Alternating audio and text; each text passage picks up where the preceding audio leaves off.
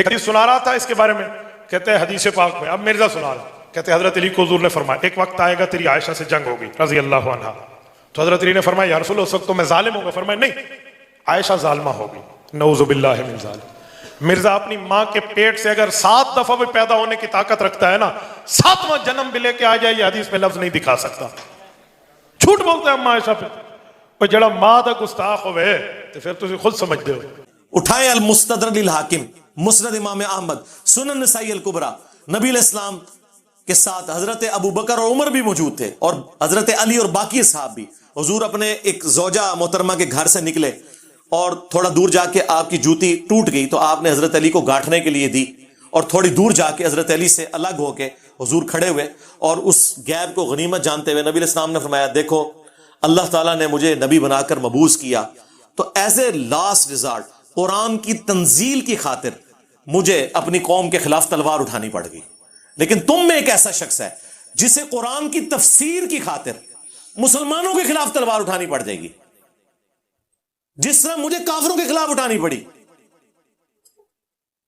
کہتے ہیں جسے مسلمان کے الفاظ نہیں ہے. سرکار مسلمان کے الفاظ اس میں امپلائڈ ہیں، کیونکہ کافروں کے خلاف تو حضرت ابو بکر نے بھی تلوار اٹھائی ہے، نہیں اٹھائی مسلمہ کذاب کے خلاف. حضرت عمر نے نہیں اٹھائی ہے رومنز اور پرشینز کے خلاف. تو یہ مسلمانوں کے خلاف تلوار کا ذکر ہو رہا تھا. حضرت ابو بکر نے کہا انا یا رسول اللہ، کیا وہ خوش نصیب میں ہوں؟ فرمایا لا.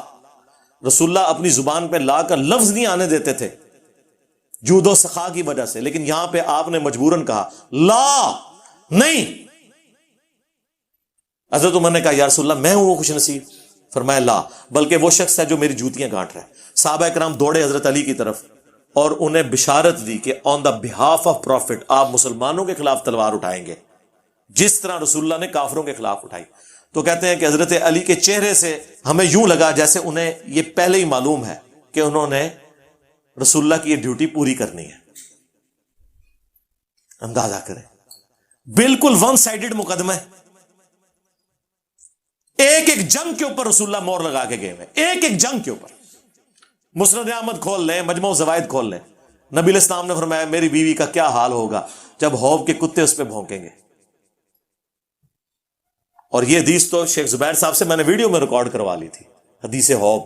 اور یہ صحیح حدیث ایک سنو، نبی کریم صلی اللہ علیہ وسلم فرمایا تھا کہ میری بیویوں میں سے کون سی بیوی ہے جس پر حوض کے کتے بھونکیں گے.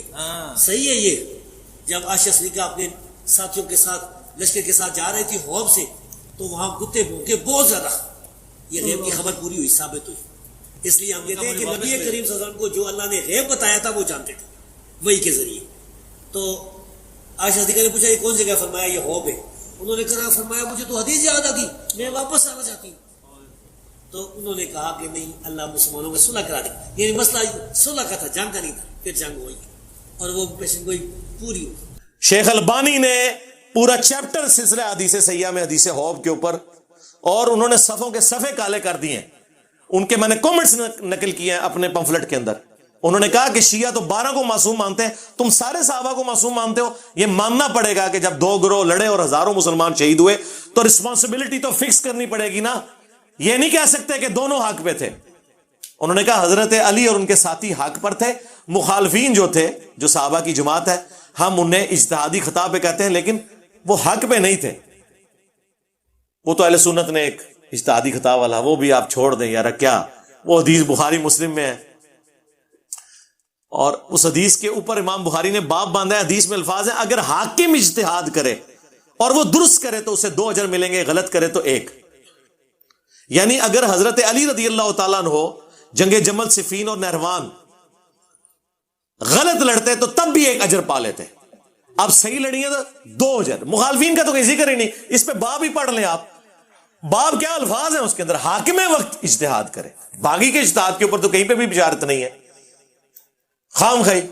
اسی لیے تو بدر الدین عینی جو حنفیوں کے امام ہے، عمدۃ القاری میں انہوں نے اسی کانٹیکس میں ہی تو حدیث عمار کے کانٹیکس میں لکھا ہے کہ حضرت عمار کی شہادت کے بعد تو یہ بات بالکل کلیئر ہو گئی ہے، اور تم کہتے ہو کہ حضرت معاویہ کو جو ہے وہ 1 اجر ملے گا، حضرت علی کو 2. کیا تم اس پہ راضی نہیں ہو کہ حضرت معاویہ کو برابر چھوڑ دیا جائے، چہ جائے کہ انہیں 1 اجر کی بھی بشارت تم سنا رہے ہو؟ یہ بدر الدین عینی لکھ رہا ہے. 855 ہجری میں فوت ہوئے ہیں اور اہل سنت کے بڑے ائمہ میں سے ہیں. ان کو کوئی رافضی نہیں کہتا. ہاں یہ وہ حدیث تھی جس کے تحت انہوں نے اس چیز کو ڈسکس کیا، میری بیوی کا کیا حال ہوگا۔ نبی علیہ السلام نے فرمایا جس پہ اس طرح کتے بھونکیں گے۔ اور کئی ایک احادیث ہیں، اس میں تو حضرت علی سے بھی حضور نے فرمایا تھا کہ عنقریب تیرا عائشہ کے ساتھ ایک جھگڑا ہوگا۔ تو ان کا یا رسول اللہ میں تو بڑا بدبخت ہوں گا، جس کا میں نے صاف ترجمہ کیا تھا میں تو بڑا ظالم ہوں گا۔ حضور نے فرمایا لیکن، نہیں تو ظالم نہیں، لیکن جب وہ یہ کرے تو اسے گھر تک پہنچا دینا۔ تو جب یہ کہا جائے کہ تم نہیں ہو وہ بدبخت، بلکہ جب وہ کرے، تو اس کا کیا مطلب ہوتا ہے؟ کہتے ہیں نہیں لفظ دکھائیں، واہ واہ، لفظ دکھائیں، ایاک نعبد و ایاک نستعین کے بعد یہ دکھائیں کہ ساتھ لکھا ہو کہ ہم عبد القادر جیلانی سے نہیں مانگتے، ایاک نستعین میں سے یہ دکھائیں۔ مامو پارٹی، اب ساری فکر ختم، ساری عقل ختم۔ اور پھر حضرت علی نے انہیں رخصت کیا محمد بن ابی بکر کے ساتھ، ان کے بھائی کے ساتھ، عزت کے ساتھ گھر تک پہنچایا اور کہا تو آج بھی میری ماں ہے، لیکن یہ جو کچھ ہوا، وہ پھر پوری زندگی روتی تھی۔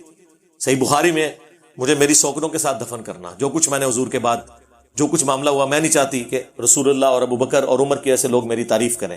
مصنف ابن ابی شیبہ میں موجود ہے، باقاعدہ سلسلہ حدیث صحیحہ کے اندر شیخ البانی نے یہ ساری حدیثیں جمع کر کے ذکر کیا ہے کہ حضرت عائشہ روتی اس وجہ سے تھی، اور وہ کہتی تھی مجھے سوکنوں کے ساتھ دفن کرنا جنگ جمل کی وجہ سے، کیونکہ قرآن میں حکم ہے نبی کی بیویوں گھروں میں ٹھہری رہو، تو حضرت عائشہ کو اس بات کا غم تھا کہ مجھے یہ نہیں کرنا چاہیے تھا۔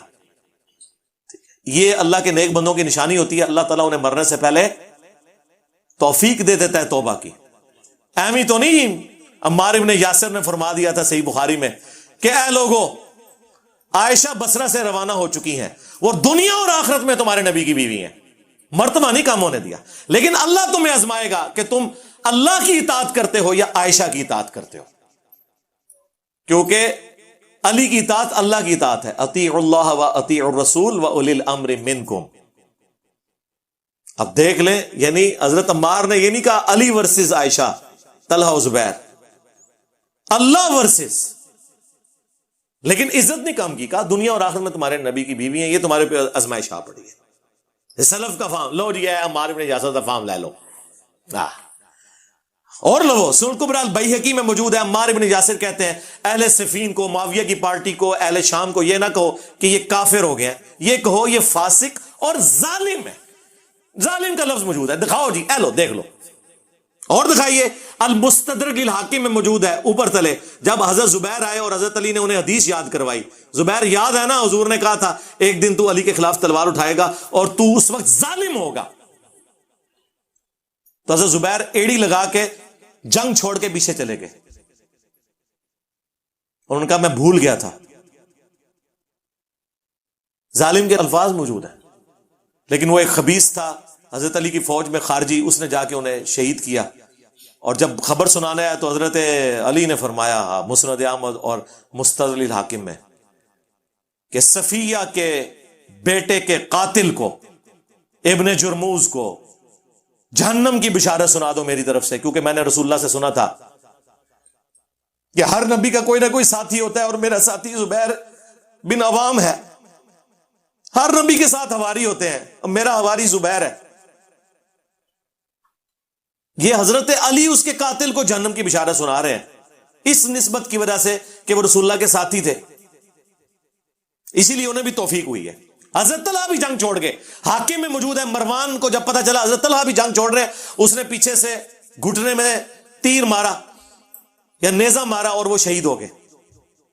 ایمی تو نہیں پھر مولا علی نے فرمایا کہ میں اللہ سے امید کرتا ہوں، مصنف ابن ابی شیبہ میں، فضائل صحابہ میں، کہ یہ جو سورۃ الحجر کی آیت نمبر 47 ہے کہ قیامت والے دن اللہ تعالیٰ اہل ایمان کے دلوں سے ایک دوسرے کے خلاف قدورت نکال دے گا، اور وہ تختوں پہ آمنے سامنے بیٹھے ہوئے ہوں گے۔ یہ میرے عثمان بن عفان، طلحہ اور زبیر کے بارے میں ہے کہ اللہ تعالیٰ ہمیں جنت میں پہنچائے گا، اور ایک دوسرے کے بارے میں اگر کوئی میل آ گیا غل تو نکال دے گا۔ ہاں، لیکن ماموں کو نہیں معاف کیا، ان پہ قنوت نازلہ پڑی مولا علی نے، اللہم علیک بمعاویہ و اشیاءہ، اے اللہ معاویہ اور اس کے شیعہ کو برباد کر، عمر بن عاص اور اس کے شیعہ کو برباد کر، ابا سلمی اور اس کے شیعہ کو برباد کر۔ اور یہاں تک فرمایا کہ مصنف ابن ابی شیبہ میں موجود ہے کہ میں اللہ سے امید کرتا ہوں کہ میرے مخالفین جو اہل شام ہیں، مقتولین صفین یہ بھی جنت میں چلے جائیں گے, اللہ انہیں معاف کرے گا. اور پھر مقدمہ میرے اور معاویہ کے درمیان اللہ کی بارگاہ میں طے ہوگا. یہ مقدمہ بھی طے ہونا ہے, یہ دنیا میں ہی طے کر کے بیٹھے میں. یا ایک وہ انہوں نے غزالی نے نا ام بن عبدالعزیز کی طرف ایک جھوٹا خواب منسوب کر دیا کہ جی ام بن عبدالعزیز نے خواب میں دیکھا ہے کہ قیامت والے دن ایک محل میں رسول اللہ تشریف فرمائے. پہلے حضرت علی کو بلایا گیا, پھر حضرت معاویہ کو بلایا گیا. حضرت معاویہ باہر نکلے, انہوں نے کہا واللہ مجھے بخش دیا گیا, اور علی نکلے اور انہوں نے کہا کہ مجھے میرا حق دلوا دیا گیا. کہانی بنائی نے خواباں جدوں حدیث عمار نہیں پتا انہوں نے, باقی حدیثیں نہیں پتا, کہانیاں وچ پوری انہوں نے اپنے سارے کے سارا مقدمہ گاندیوں میں ڈالا ہوا انہوں نے. اور یہ ہمیں آگے باتیں کرتے ہیں جی یہ حضرت عثمان کے مخالفین ہوتے ہیں. حضرت عثمان بھی تسی مروایا ہے سرکار, بنو امیہ نہیں مروایا ہے. بعد میں پھر خون آلود جو ہے نا کرتا جا کے جامعہ دمشق میں لٹکا دیا, پوری کہانی ایک جمع کرنے کے لیے. بینیفیشری ہوئے ہیں نا, بنو امیہ بینیفیشری ہوئے ہیں نا. اور یہ آپ آج کی جدید پالیٹکس میں بھی دیکھیں گے, کئی خاندانوں میں لوگ شہید ہوتے ہیں اور پیچھے ان کے سکسیسر جو ہے نا وہ ان کے خون کے اوپر سیاست کر رہے ہوتے ہیں. یہ خون آلود کرتے آج بھی لوگوں نے لٹکائے میں, اور ہمیں آ کے یہ لوگ بتاتے ہیں اور پھر یہ کہتے ہیں کہ جی یہ جی وہ چندوں کے اوپر پل رہا ہے اور یہ ان کی ڈیوٹیاں پوری کر رہا ہے. یار یہ کتابیں ان کی ہیں, یہ بخاری مسلم میں نے لکھی ہے. اب تم اپنی کتابوں سے منکر ہو گئے ہو تو اس میں میرا کیا قصور ہے؟ میرا تو کام یہ ہے کہ جو قرآن و سنت میں آیا ہے میں ڈنکے کی چوٹ کے اوپر بیان کروں گا اللہ کے فضل سے. اور اپنے گھر کی خبر لو. اور ایک بڑا خطرناک بابا جی تھانوی, اسی الامداد رسالے میں 1 سال بعد کا رسالہ ہے, یہ غالباً سفر 1326 ہجری کا ہے اور ایک 1327 ہجری کا ہے یا 1325 ہجری کا. اس میں ایک مرید نے اسے لکھا کہ میں نے خواب میں دیکھا ہے کہ سیدہ عائشہ آپ کے گھر آئی ہیں سلام اللہ علیہا, ہماری ماں. تو پتہ ہے اس نے تعبیر کیا بیان کی؟ کہتے ہیں کہ اس کی تعبیر یہ ہے کہ ان قریب کوئی کم سن لڑکی میرے ہاتھ لگے گی, میں نکاح کروں گا اس سے. دیکھ رہے ماں کو ہیں اور تعبیر کر رہے ہیں بیوی سے. کہتے ہیں نبی علیہ السلام کے عقد میں جب سیدہ عائشہ آئی تھی تو ان کی عمر بھی کم تھی, تو میرے عقد میں بھی کوئی کم سن لڑکی آئے گی, اور بعد میں ایک شاگردنی سے انہوں نے شادی کر بھی لی. میرے خیال ہے وہ پہلے ہی ارادہ کیے ہوئے تھے کسی مرید کو کیا کہ کوئی خواب ویکھ یار میں بیداری تو ہاں بڑی لمبی پلاننگ کرتا ہے یہ مولوی. اسلام آباد میں دیکھ لے پلاٹ دور دور تک کوئی مکان نہیں بنا ہوتا, ایک مٹکا رکھ کے بیٹھ جاتے ہیں چٹائی بچھا کے, اور 4-5 سال بعد 4 سٹوری بلڈنگ بنی ہوتی ہے, مدرسہ بنا ہوتا ہے اور مولوی بیٹھا ہوتا ہے, اتنا اس کا پیٹ نکلا ہوتا ہے. اتنی لمبی پلاننگ کرتے جے. تو اب ان سے کوئی پوچھے جنہیں جمشید صاحب کے پیچھے پڑے تھے سارے, تو میں نے اس وقت بھی یہ حوالہ دیا تھا کہ تھانوی صاحب نے گستاخی کی ہے, جنہیں جمشید صاحب نے کوئی گستاخی والی بات نہیں کی ہے. تھانوی صاحب نے مرید کے خواب کے اوپر بجائے یہ کہنے کہ میرے گھر میری ماں یا ان کی کوئی سہیلی یا میری کوئی خالہ آئے گی, انہوں نے کہا کہ میرے گھر ایک کم سن لڑکی میرے عقد میں آئے گی. یہ بات آج کوئی کرے تو یہ کہیں جی سرطن سے جدا. یہ ساری وہ جو فراڈ تنظیمیں ان کی بنی ہوئی ہیں نا دفاع صحابہ کے نام سے, وہ دفاع صحابہ نہیں ہے, دفاع بنو امیہ ہے.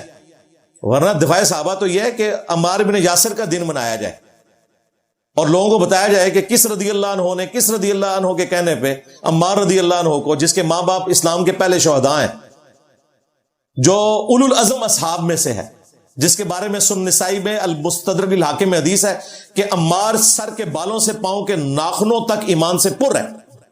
اور بخاری میں حدیث ہے عمار کی زبان کو اللہ نے شیطان سے محفوظ کر دیا. کبھی آپ کو عمار بن یاسر کانفرنس نہیں سننے کو ملے گی. امیر معاویہ کانفرنس کریں گے رضی اللہ عنہ, ہم تو احترام سے ہی نام لیں گے, لیکن اللہ کے بندو کہاں عمار بن یاسر اور کہاں یہ فتح مکہ پہ مسلمان ہونے والے لوگ, تم ان کے دن منا رہے ہو اور عمار بن یاسر کا دن ہی نہیں منا رہے. سب فراڈ چل رہا ہے ان کا. یہ دفاع بنو امیہ ہے. تو ان سے میں پوچھوں گا کہ تمہارا تھانوی جو ہے وہ اما عائشہ کے بارے میں اس طریقے سے بات لکھ کے اور خواب کی تعبیر بیان کر کے گیا, اور خواب بھی مجھے لگتا ہے خود ہی گھڑوایا اس نے. اب تمہاری غیرت ایمانی نہیں جاگ رہی کہ ہماری ماں کے بارے میں کس طریقے سے وہ لوگ گفتگو کر رہے ہیں. انہوں نے مجھے اکسایا نا, تو میں انہیں بتا رہا ہوں کہ اللہ کے بندو, ایک غریب تو بدتمیز تو اڈی کوئی گراؤنڈ نہیں, ٹھیک ہے, تو اڈا فرقہ 1867 میں دیوبند مدرسہ بنا, اس سے پہلے دنیا میں کوئی مسلمان دیوبندی نہیں تھا. کہتے نہیں حنفی صوفی تھے. او بھائی حنفی صوفی تھے, وہ بریلویوں والے عقیدے تھے ان کے سارے. احمد صاحب بریلوی بالکل صحیح الگ ہوا ہے تم سے, اور اس نے 1904 میں اپنا مدرسہ بنا کے اس نے حنفیت کو بریلویت کا نام اس لیے دیا کہ تم نے کچھ عقیدے وہابیوں سے چوری کیے, کچھ جو ہے صوفیوں سے چوری کر کے, ایک تم نے جو ہے نا وہ دوغلا مرغا ہوتا ہے نا, ایک تو پتا ہے ایک اصیل ہوتا ہے, ایک ٹرلا ہوتا ہے, ایک دوغلا ہوتا ہے. ہاں ٹھیک ہے, اصیل تو خیر میں کریڈٹ دوں گا اہل حدیث ہے, 24 کیرٹ سونا ہے اپنے منج میں, باقی وہ منج کو فالو نہ کریں, ماموں کی محبت میں گمراہ ہو جائیں الگ بات ہے. تو باقی یہ جو ہیں یہ دوغلے ہیں, وہ جو دوسرے نمبر پہ مرغا ہوتا ہے جو اصیل اور ٹرلے کے ملاپ سے بنتا ہے, اور ایک ٹرلا ہوتا ہے, ایک ٹرلے جڑے نے نا وہ اے نے, ٹھیک ہے نا. یہ انہوں نے کچھ چیزیں ادھر سے پکڑی, کچھ ادھر سے پکڑی, اور انہوں نے معاملہ جو ہے وہ اپنا ایک نیا فرقہ بنا لیا. اصل میں ٹرلا جو تھا, جو ایک چل رہا تھا عقیدہ صوفیاء کا, وہ بریلویوں کا ہی تھا, جو بعد میں بریلویت کے نام سے آیا. ویسے ابھی بھی میجورٹی اکٹھے ہی ہیں. امداد اللہ مہاجر مکی ان کا اکٹھا ہے, جس نے وہ غوث پاک کے دھوبی والا واقعہ لکھا ہے. ہاں وہ دھوبی والا واقعہ ڈاکٹر طاہر القادری صاحب بیان کر کے کہتے ہیں ایکچولی تھانوی نے بھی نقل کیا ہے, یعنی وہ اس طرح بتا رہا ہے جس طرح امام بخاری نے نقل کر دیتا ہے. اور تو ہی اب وہ بھی اکو کو جو پیچھو غوث پاک کا دھوبی. تو غوث پاک کا دھوبی والا جو واقعہ ہے یہ دونوں مانتے ہیں, غوث پاک بھی دونوں کہتے ہیں ان کو. یہ لادہ بات ہے کہ نماز یہ قادیانیوں والے طریقے پہ پڑھ رہے ہیں, غوث پاک تو رفع الیدین سے نماز پڑھتے تھے, رکوع میں جاتے وقت اور رکوع سے اٹھتے وقت رفع الیدین کرتے تھے. یہ ایک الگ سے